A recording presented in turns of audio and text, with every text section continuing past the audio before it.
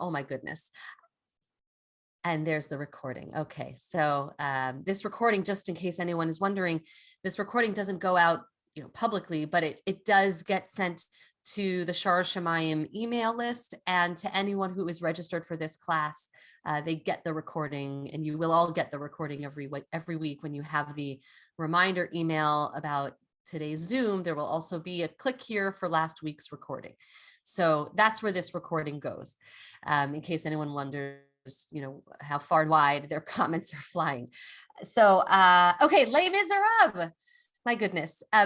Les Mis, of course, is based on the novel by Victor Hugo, and it really became popular with the musical that came first actually to France in, I believe it was 1980, and then to London in 1985, and then to Broadway in 1986. It was met with incredible reception. I forgot to look up, I'll do it for our next class, exactly the list of awards and how many performances it ran for. For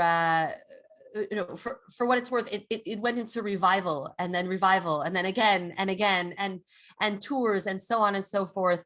Of course, then came the film version in 2012, which won a slew of awards, Academy Awards and other film awards.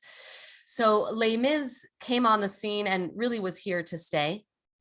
And I feel it's unique as a musical in terms of its scope, its musical breadth, of just the length of the show, which is about a good 2.5 hours, but also the way that the tunes came back again and again, the way the characters were painted so deeply, and then the film, the recent film, it gave us something different, which is, the way that we can do close-up in film, gave us also a depth of character development through these characters.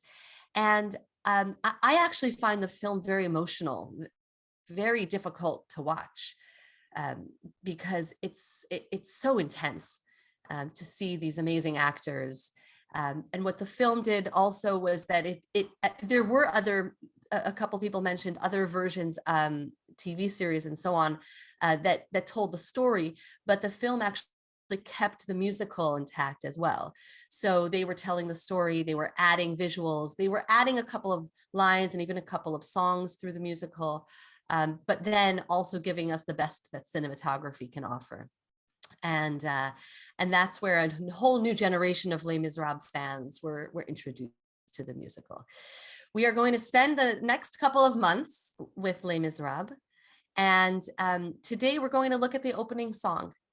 And I almost feel that it doesn't need any introduction, but just in case people aren't fresh in their minds with their Les Mis, the backdrop, I guess the story really revolves around the character of Jean Valjean, his own journey from the life of a convict who breaks his parole to become an upstanding citizen. He becomes the mayor of the town. He becomes wealthy. He becomes really someone who is respected, but he's always running from his past. He's always running from his previous identity. And that's represented in the character of Javert, that he's always running from. Javert represents the law, and we'll get into this a little bit later, the way Javert represents justice and law. And Jean Valjean really represents the ability for someone to change, to do teshuva, to turn their life around, and to learn what mercy and compassion is, and then to pay that forward to someone else. And that's very much wrapped up in the relationship that he has with Cosette, the little girl whose mother died and who he takes into his keeping. So I don't want to spend too much more time on the plot right now. I really want to get to our text. And as I always say, when we look at the Broadway musical and we look at the Torah text, we are enriching our understanding of both. But really, the musical is a means to an end, and we're here to study Torah. So I want to spend the bulk of our time on the biblical text. And it's almost too easy to look at that opening scene where there's hard work and oppression and to compare it to the narrative of the slaves in Egypt. So that's what we're going to do. But I'm hoping that we'll see some new angles in that slavery story. I guess before we start, I'm just curious, by a show of hands, how many people have seen Les Mis on stage? Almost everyone. And how many of you saw it in London? Interesting. And how many of you saw it in New York? And how many of you saw it anywhere else on tour? Okay. And so, and maybe one more question. Raise your hand with the number of times you've seen Les Mis on stage. Okay, there's an average of 2, I think, in the room. Oh my goodness, Janet, you 6. You're a real diehard fan. Okay.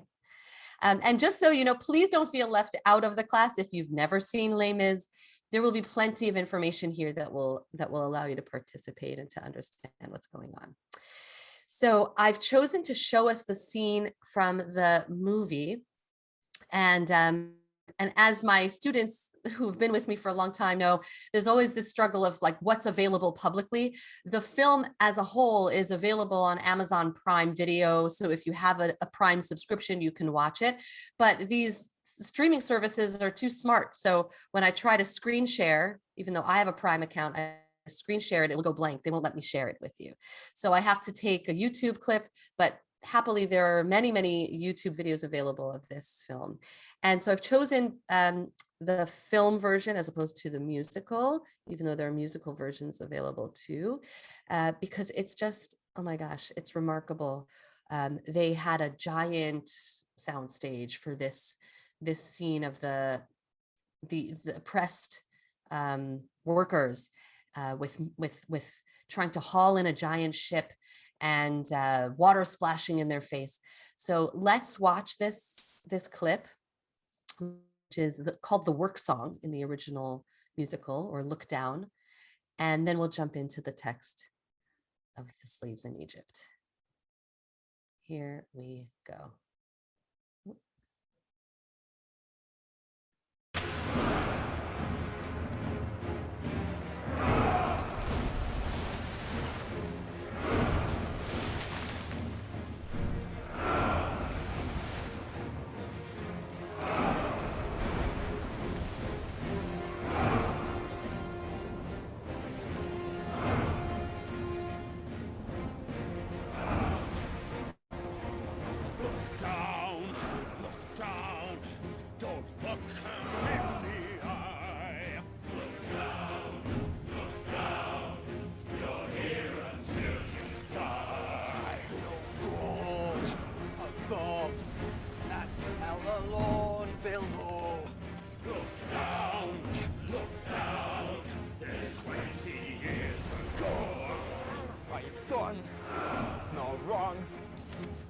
Jesus, hear my prayer. Look down, sweet Jesus doesn't care. I know she'll wait.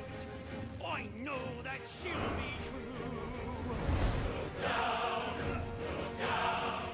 they're all forgotten you. When I get free, you won't see me here for dust. Look down, you'll always be a slave. Look down, you're standing in your grave.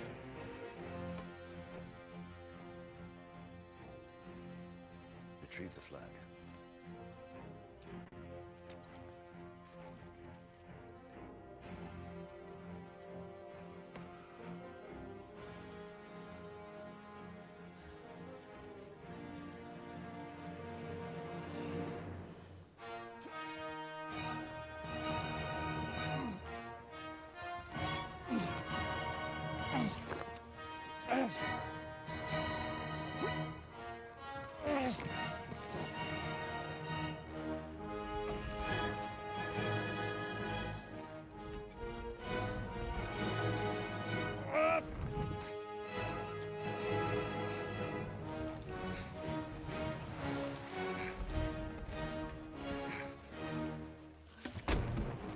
prisoner 24601.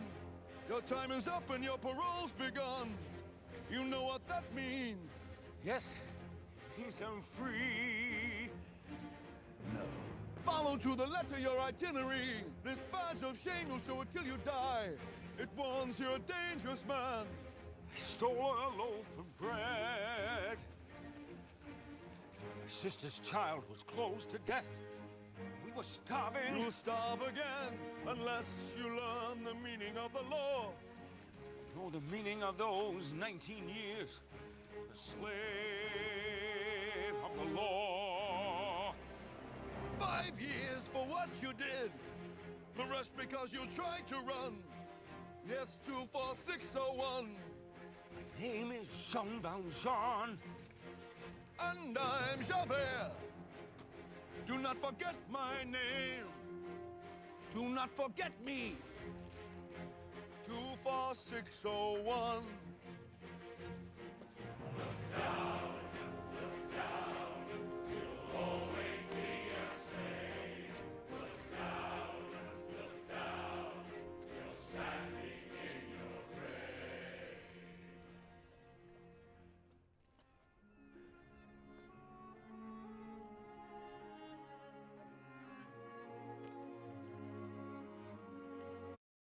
Okay, and we'll stop there for now.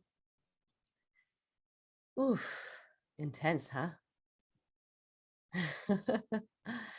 I want to keep in mind the way that these individuals lose their dignity. And that's something we'll look at now in the biblical text as well. It's not enough that they're enslaved, but the way that they're enslaved, they lose their dignity or they lose their identity. And in this piece, obviously, he's calling him by a number and not by a name. He has to say, my name is Jean Valjean. But to him, he's always going to be 24601. And that piece of retrieving the flag, I mean, just humiliating, not to mention cruel physically. So I'm going to share my screen once again. Before I do that, I'm going to paste the link in the chat to the Safaria sheet. So if you choose to look at it on your own, you can click on here. There we go. And we'll start with the Torah text itself. This is not too far long ago in our Parsha of the week. We're now in Bishalach, where they've gotten out of Egypt, but this is the slavery. This is the beginning. And as always, I'll sort of jump between the Hebrew and the English, but you can follow along in either one. So it begins with the Pharaoh who didn't know Joseph, and a little bit of the Egyptians feeling threatened by the Israelites, and so they decide to enslave them. Let us deal shrewdly with them, that they may not increase. Otherwise, in the events of war, they may join our enemies in fighting against us and rise up. So in other words, the Israelites are becoming more and more and more numerous. They're becoming a threat. So here's where I want to jump in verse 11. Vayasimu alav sarei misim. They put taskmasters over them, lema'an anoto besivlotam, to oppress them with forced labor. What kind of labor? What were they doing? They were doing something somewhat useful. I think of that image of the ship. I don't know who else would have been dragging ships in to the harbor, ships of that size. Maybe they would have to have paid workers instead of these prisoners. But in this case, Vayiven arei miskenot lefaro et Pitom ve'et Ramses. They're buildings, these cities of Pitom and Ramses for the Egyptian pharaoh. And so they're given this work, and we'll get into some midrashic interpretations of what was the nature of this work.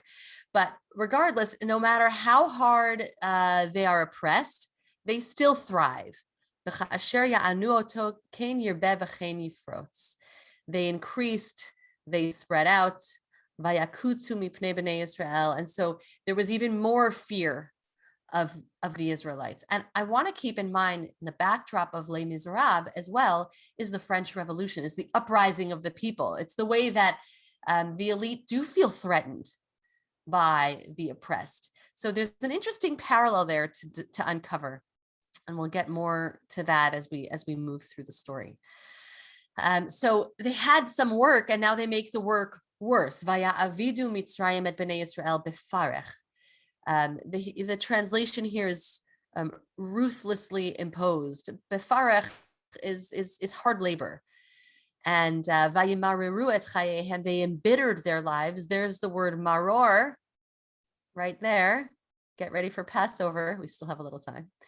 They embittered their lives avodah kasha, with harsh labor. Bechomer uvilavenim, the mortar and the bricks. Uvechol avodah basadeh, and also field work. So it's expanding. First, they're building these cities, and now it's making brick and working in fields. It's kol avodatam asher avdu bahem befarech. All sorts of tasks in the field. And I didn't bring this source, but the Gemara says that it like started small and then expanded and expanded and expanded. So first it was city work, and then it became field work, and it became every kind of work.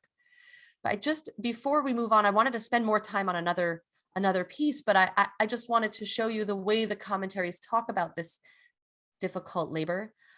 This is the Rashbam, who is the grandson of Rashi. Rashi, our good friend, our commentator in France. There's a nod to France. Befarech, lashon shivaron. It's an expression meaning to break someone.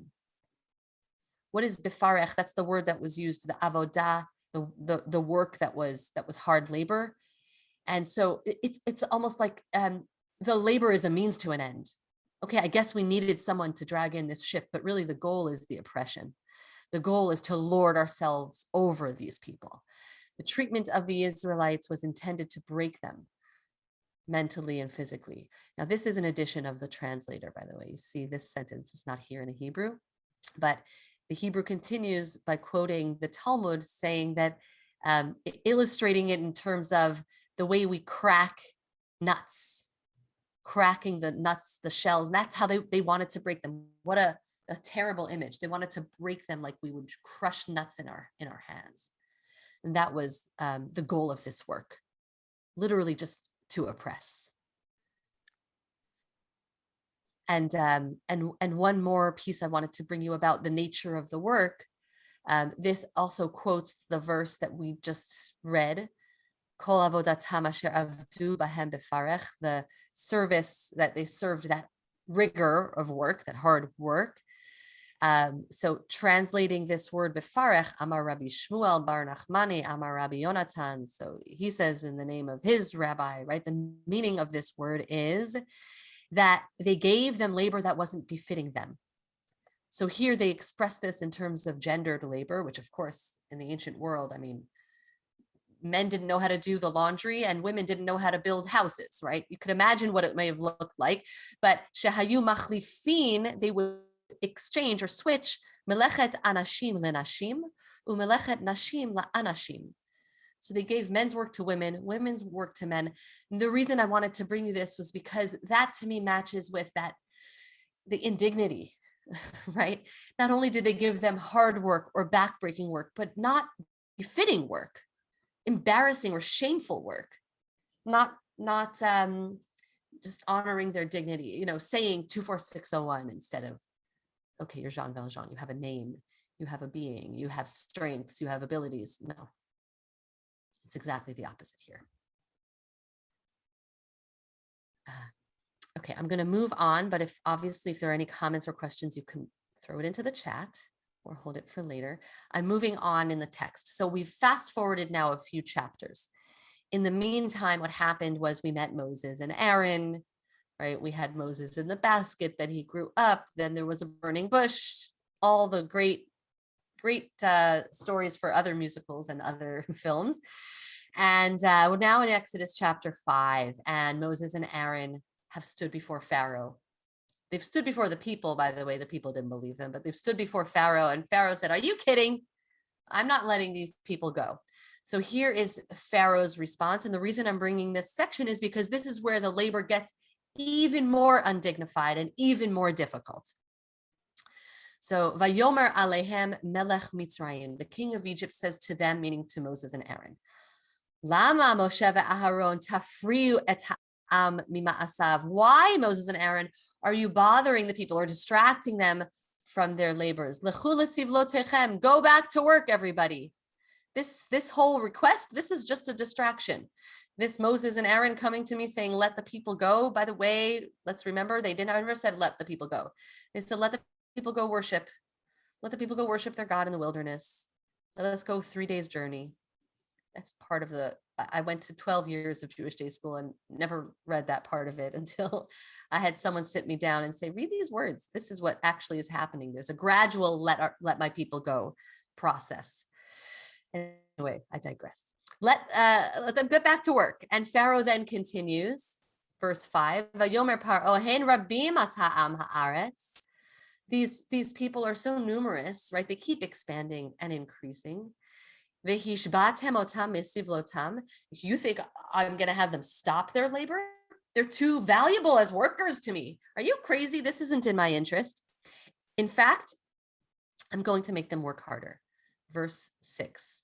And this is a moment where Pharaoh is really flaunting his authority more than anything else.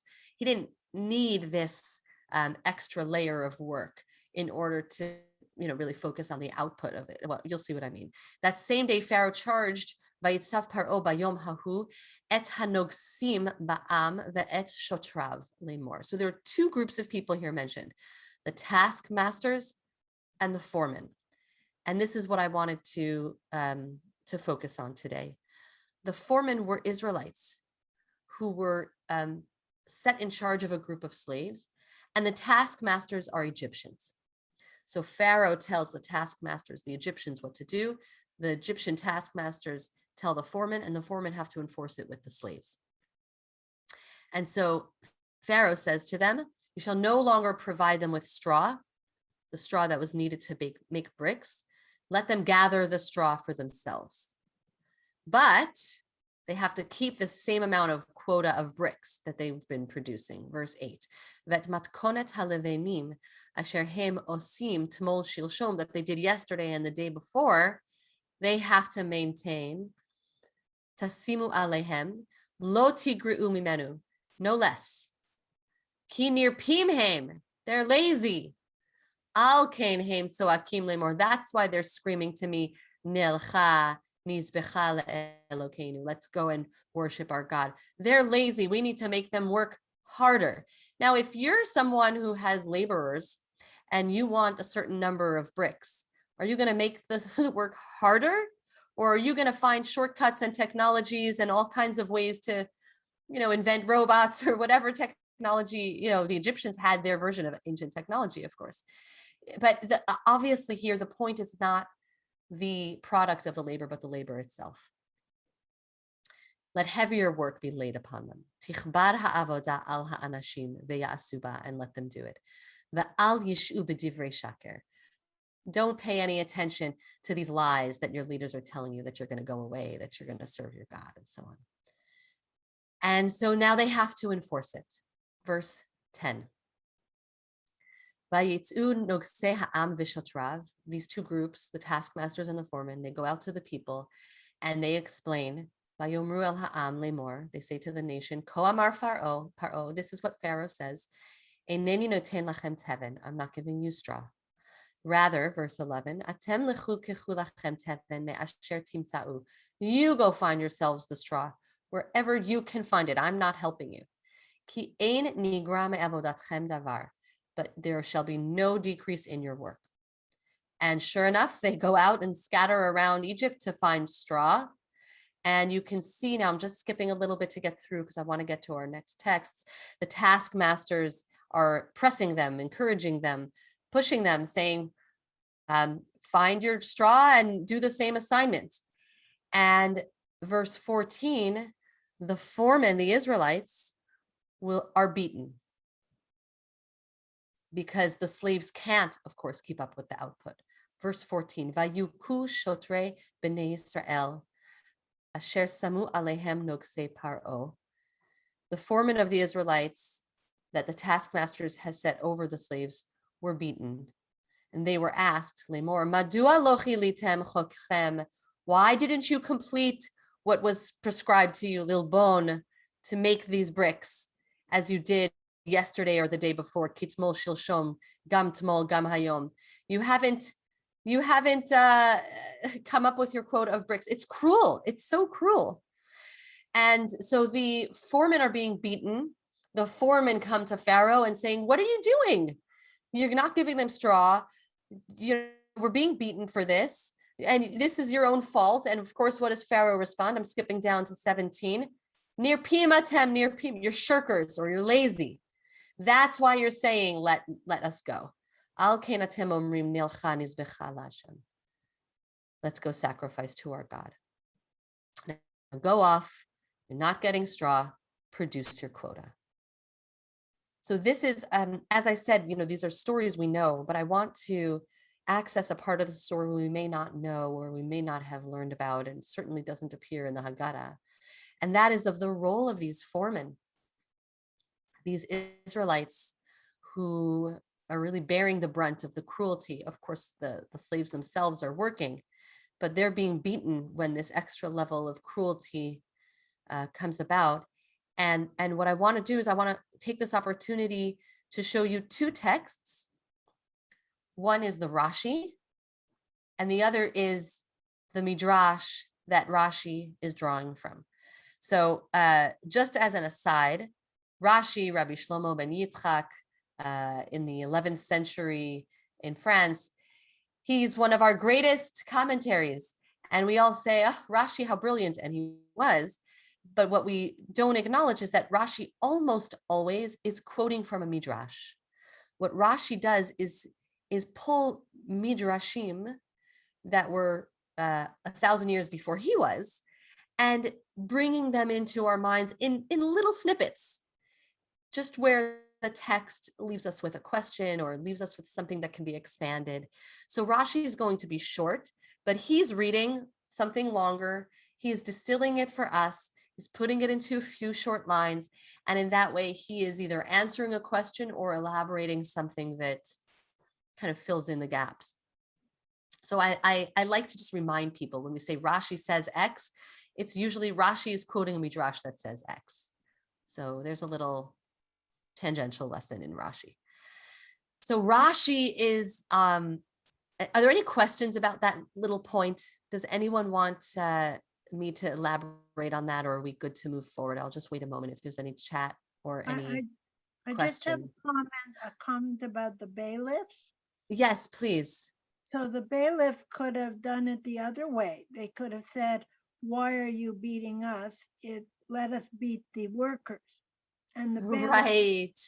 so because you've seen that where they would Yes. just, and so you see that they're sticking together. Even the work won't break down the loyalty of the Israelites or the Jews to each other. That's wonderful. Thank you. Thank you, Annie. Because yes, we are imagining the other scenario, but they don't do that. They don't. They band together with the fellow Israelites. And I also just want to give voice to a couple of comments that I've seen in the chat about that image of breaking the nut and exposing what's inside is actually the valuable part, which we could see as they were breaking their bodies, but they couldn't beat their Jewish souls. That's beautiful. Thank you, Annie, for that. And Naomi made a comment about the Holocaust camps. And yes, that image of backbreaking labor and cruelty for the sake of cruelty. So sadly, this was not the last time that our people were abused like this. Okay, so I'd like to read this Rashi. Vayuku, and they were hit.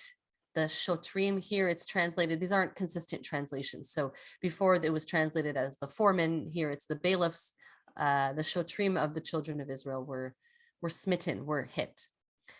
Ha-shotrim Yisraelim hayu. So Rashi is making sure we know these shotrim, these bailiffs were Israelites, and what they were doing was sparing their fellow Israelites. This is exactly what you're saying, Annie. V'chasim al chavrehem mil lidach kam, from pushing them, from urging them, not urging them on in their work.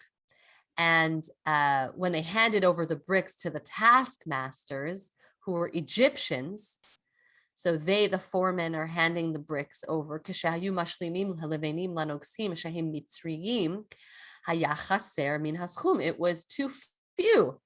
It was less than the quota. So then hayu malkim otam al shelo dachaku. They were hit, the shotrim, the bailiffs were hit because they didn't push the Israelite slaves harder at osei hamalacha, those who were doing the work. And now Rashi adds what the Midrash tells us, that these shotrim, these bailiffs, were rewarded later on in the story. Lefichach zachu otam shotrim, they merited or privileged lihiyot Sanhedrin, to become the Sanhedrin, the elders of the Sanhedrin of the people, the leaders. And they even became mini prophets, semi-prophets. So it was understood that the elders of the Sanhedrin had some slice of prophecy, not full, not like Moses. And these guys, these amazing bailiffs who sacrificed themselves on behalf of the people, they showed this kind of leadership. They showed this kind of compassion. We could think about all of the characteristics that we would want in someone who was going to serve in the Sanhedrin. These were them. These were the people. These were they. And Moses, and then Rashi quotes later on in the book of Bamidbar, in the book of Numbers, where it says, gather to me 70 men of the elders of Israel, of those about whom you know. It mentions the Ziknei Israel that you know. Me'otan, how do you know? Sheyadata hatova, you know the good that they did. She'asu b'Mitzrayim, that they did back in Egypt. Heim ziknei ha'am v'shotrav. These were the elders, the ones who had been the bailiffs. So it's a beautiful connection. And again, Rashi's not making it up, but Rashi is quoting the Midrash. So now I want to dig a little bit deeper, and you get to see Rashi's original text, the Midrash itself. So I'm scrolling down. I know sometimes it gets a little blurry while I'm scrolling, but then when I stop, it usually is easier to see. So we have fast forwarded now to the book of Bamidbar. And I guess incidentally, Rashi actually is quoting Exodus Rabba. Here is Bamidbar Rabba. There are often multiple versions of the same Midrashic tale. I chose to bring you the one in Bamidbar, in that text itself, where it talks about gather together these 70 elders. Gather some zkenim. This is when God is telling Moses, you need some help. Here's a system of judges. Here's a system of leadership that will serve under you. Esfali, gather me the 70 men. And so the Midrash says, what do you mean gather me 70 men? Didn't they have elders? Like, we've been referring to the elders all along. Back in Egypt, there were elders even. But these are going to be new ones, or a specific group. So the question is, V'chilo hayu zekenim l'she'avar halok far ne'amar b'Mitzrayim. Didn't they have elders? Even in Egypt, it mentions go and gather the elders. So for what reason had the Holy One, blessed be He, say, gather me 70 men? Why did HaKadosh Baruch Hu, mipnei ma amar lo HaKadosh Baruch Hu leMoshe, esfali 70 ish. Lelamdecha, to teach you. I'm going to scroll down for a moment so we see more.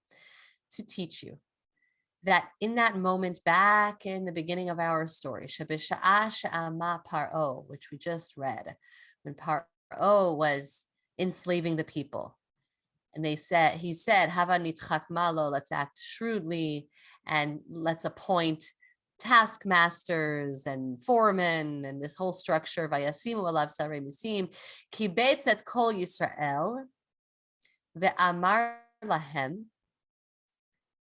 I'm sorry, I'm realizing this translation, the Egyptians made the children of Israel labor with.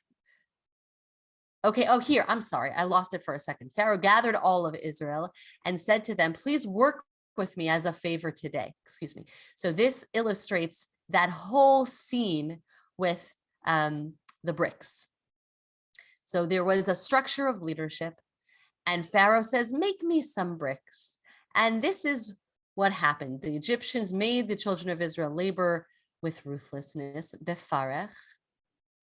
And the way it happened was it started gently, beferach, with gentle speech. I'm here in the Hebrew, here, beferach.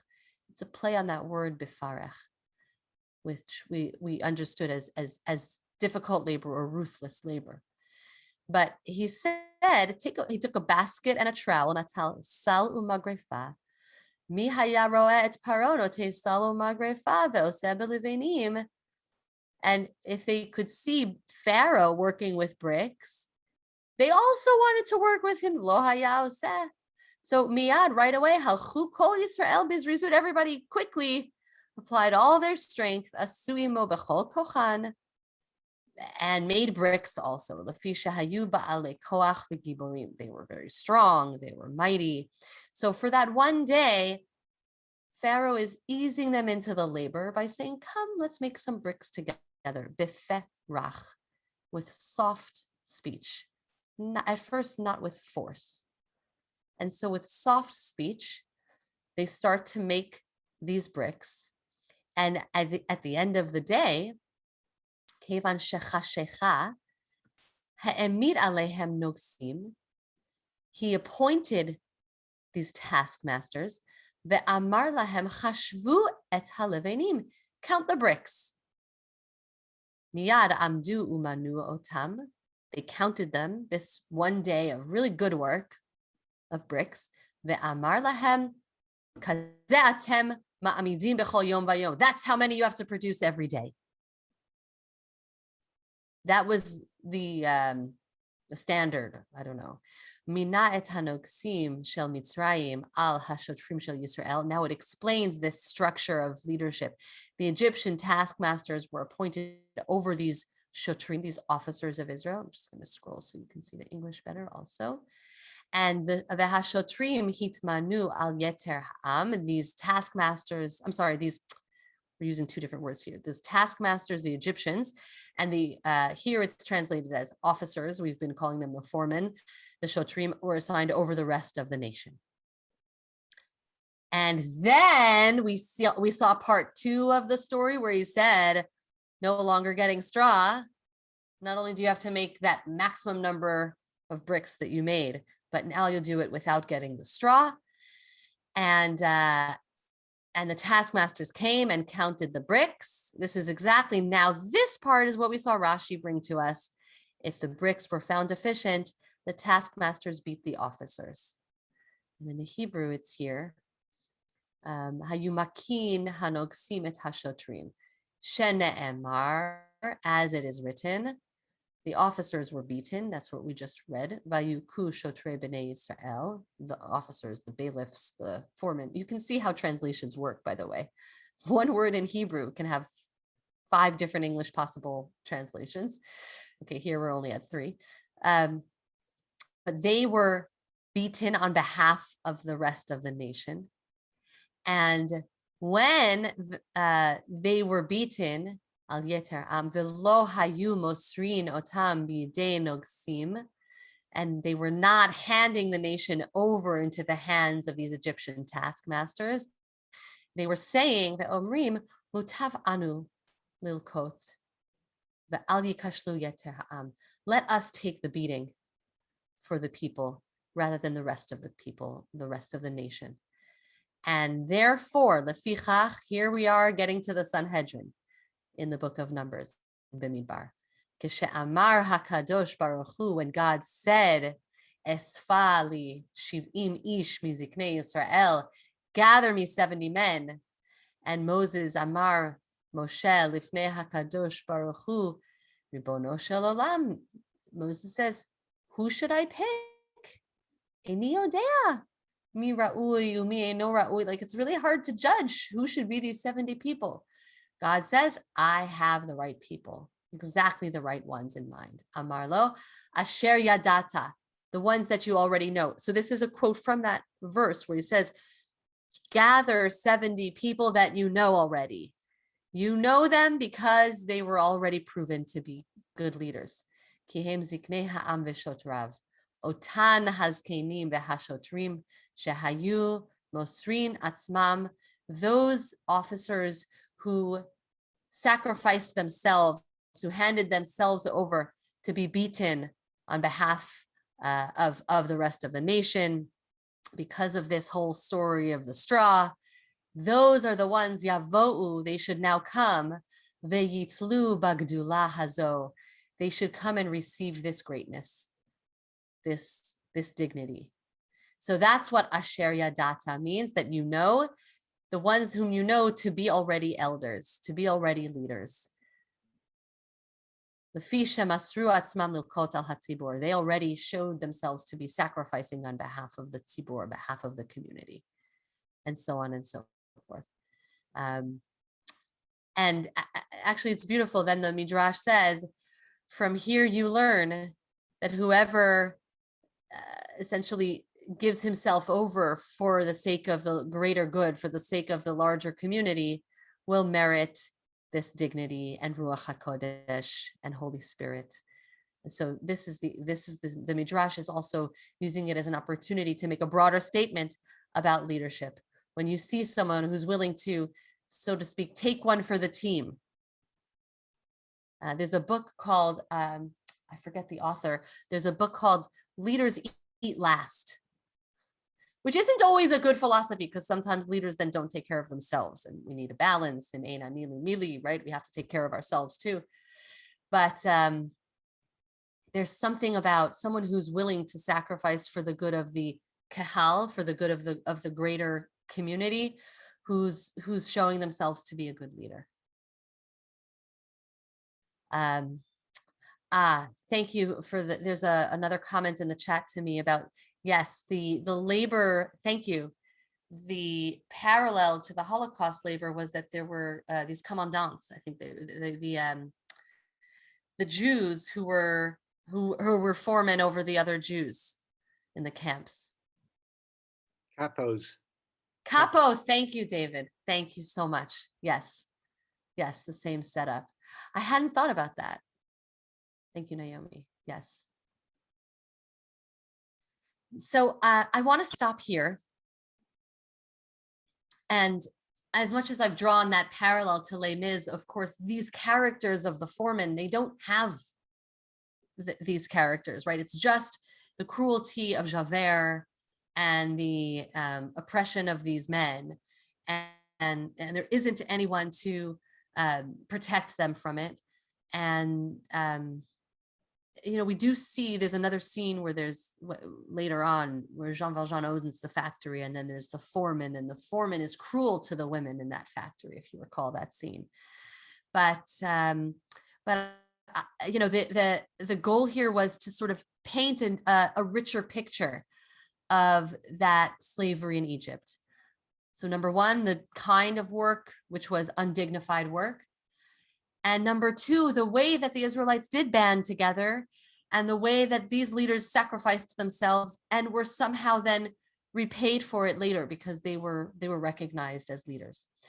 So I turn to all of you for any comments, questions. You can put your hand up or your Zoom hand up, or you can simply unmute yourself and chime in. Anything about the connection between these two scenes, the Egypt and the Les Mis scene, or anything about this Exodus narrative that you hadn't thought about before. I'd love to hear what's percolating in the room. Don't be shy. I see Annie is unmuted. Go ahead.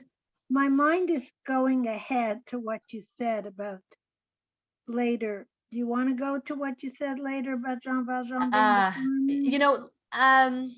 Only if it relate.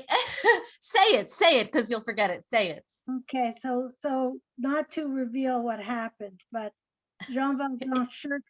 I'll say it without. It's okay. I don't think it's a secret. I think enough people in the room have seen some version of Les Mis. He shirks his responsibility. He lets the foreman tell him that this person is worthless and should be shut up.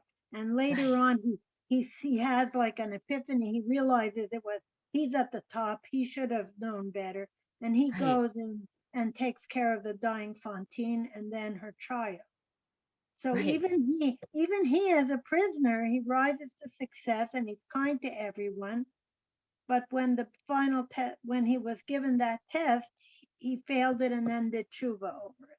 Yeah, and I was thinking as you were talking about how does his experience as a slave influence his actions as a leader later on. But when he doesn't realize what he's doing as he's doing it, No, and no, but as soon as he finds out, yes, he writes that wrong. you're right. You're right. There's a choice that the creators of the film made there in that scene. They have Jean Valjean get distracted because Javert walks in at that moment. You're right. Because I think they're trying to fix that, maybe that point. Like, in the play, he says, be as patient as you can, and then he just walks away. Why would he walk away? He cares about the underdog. He's been there. Why would he walk away? The only reason he walks away in the film is that Javert walks in looking for him. No, you're right. You're right. But it's good. It's good because you caught I think a gap in the narrative there. I don't know about the book. Oh my gosh, it's so many years since I read the book, and I don't think I'll ever want to read it again. But I don't know if it appears in the book. Okay, I'm curious to let others chime in if there are any other comments in the room. I see David is unmuted. Go ahead. Yeah, there's an ongoing, if you compare Javert to Pharaoh, there's an ongoing follow-up with Javert, but Pharaoh is eliminated. Right. Pharaoh stays this very black and white villain, whose heart is hard, and his heart is hard, and his heart is hard. And yeah, we see Javert throughout the story, and in the end, I wouldn't say we sympathize with him, but we understand him a little bit. Yeah, I mean, I think that, is there anything you want to add about that? I've always had sympathy for the Egyptians. I'm sorry. You've got this people, it's like cultural takeover. If he'd let the Israelites stay there, they would have swamped the Egyptians. I don't know, perhaps I'm misguided, but I always felt sorry for the Egyptians. I mean, they obviously went over the top. Yeah, well, I always feel sorry for the Egyptian nation. Yes. They're not the ones making these decisions, but then they're the ones suffering in the plagues. And interestingly, related to that, there's a whole midrashic world of imagination around the things that the Egyptian commoners actually did to wrong the other Israelites, sort of making them into an extension of the villains. Mm-hmm. But that's not in the plain text. I think it troubles the rabbis because we don't really want innocent people to die. So we're gonna, I'm not trying to say the rabbis are making up. They're using midrash to paint a broader picture that would really make sense with our sense of justice, because these Egyptians, they had to have done something if they were getting these terrible punishments. Well, the Egyptians were the main courtiers and servants of Pharaoh. Didn't really get it till I think the 8th plague, when they come to Pharaoh and say, look, the locusts. Yeah. But let them go, they finally say. Yeah, with the locusts, they say, don't you see what you're doing? So the plagues are breaking down the structure of the society that has allegiance to Pharaoh. But yeah, that's interesting. I want to take Gloria's comment, and then I have something right at 12 that I'm going to have to leave right on time today. So I'm only going to take that one last comment from you, Gloria, and then I want to play one last song. So okay, it's a quick comment. People have other things to say. Save it for the next class. Go ahead. Okay, it's a quick comment, but when you were showing in Les Mis, when Javert says, now retrieve the flag, it struck me, and it distresses me, that the whole notion of slavery is that people lose their humanity. Because what occurred to me is, why didn't 10 other men help to lift the mast that was holding the flag? Like the instinct to help each other is crushed, and it's soul crushing. Right. And I think thought about that too. And I think the same thing happened with the Israelis, with the Israelites. I mean, why, when they see something, I guess they fear for their own life, because obviously, I mean, you can draw all kinds of parallels, but it occurred to me that the loss of humanity was the biggest liability of slavery. I was thinking if one of them would try to go help, they probably would get beaten, right? But if it probably 20 of wasn't them an would, option. or 100 of them would, you don't know. Maybe. So actually this slides very neatly into the larger narrative, which is the uprising or the revolution, and the way that there's power in numbers to overthrow someone of authority.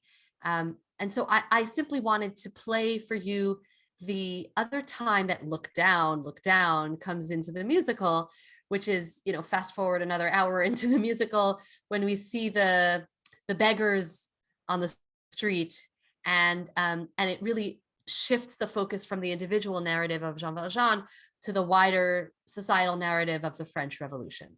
So I wanted to end on that, just to keep in mind, what does it mean? What does uprising mean? And to put right an injustice, and what do we have power to do as individuals? Where do we have limits? And what does it look like when groups of people come together to try and overthrow? And, the parallel to Egypt is not fair, because they had God and plagues and miracles and splitting of sea.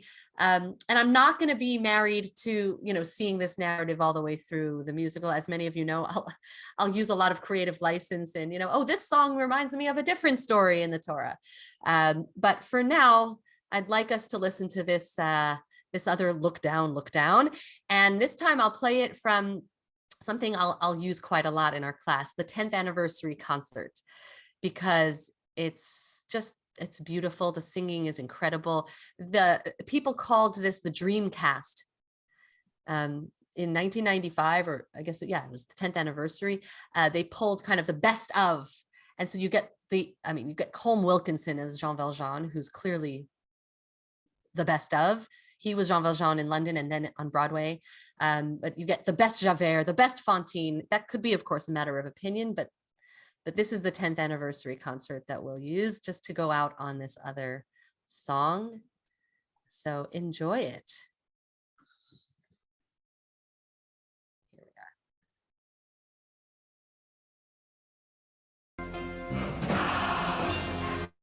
are. Wait.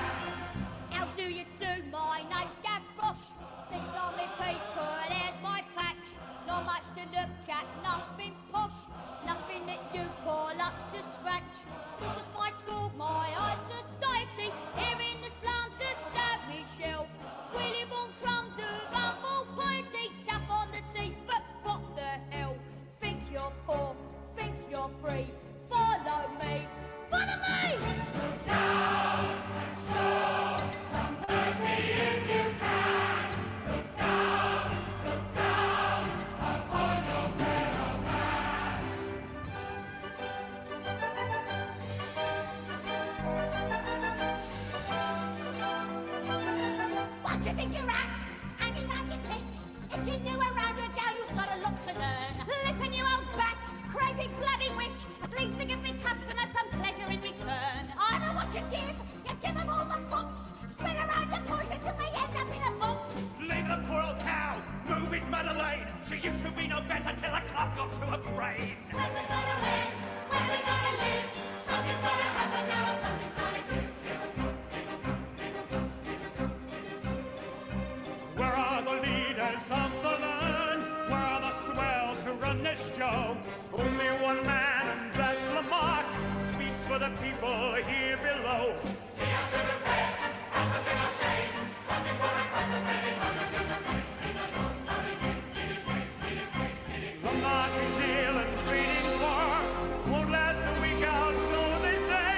With all the anger in the land, how long before the judgment day? Before we cut the fat ones down to size. Before the barricades arise.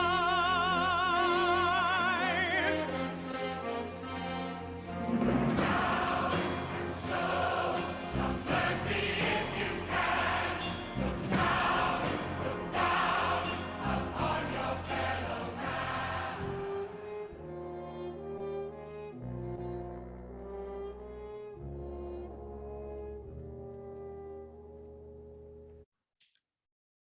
And there we have it. Thank you so much for joining me on our first installment. I'll just remind you that every class really stands individually. So if you know someone who wants to join, it doesn't matter if they've not been before, they can come, they can be with us. And the same for you. If you need to miss a week or two, come back. We want to have you. Thank you so much.